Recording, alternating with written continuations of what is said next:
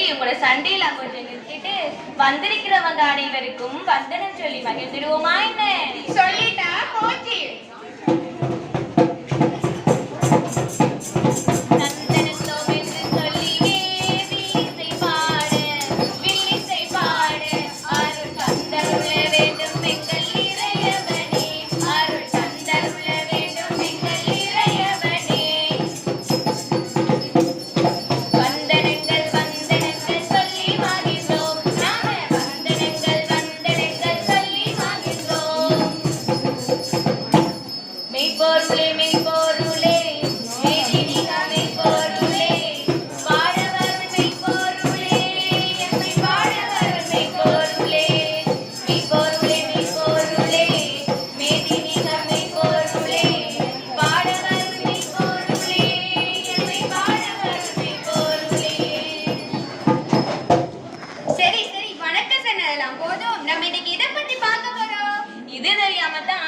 கையில தூக்கிட்டு வந்துட்டீங்களோ?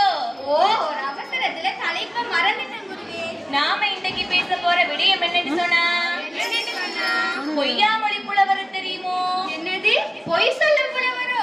யார் இந்த செவிடுகளை எல்லாம் கொண்டு வந்து பக்கத்துல வச்சது? நம்முடைய திருவள்ளுவர் எழுதின குறளை பத்தி தான் பார்க்க போறோம்.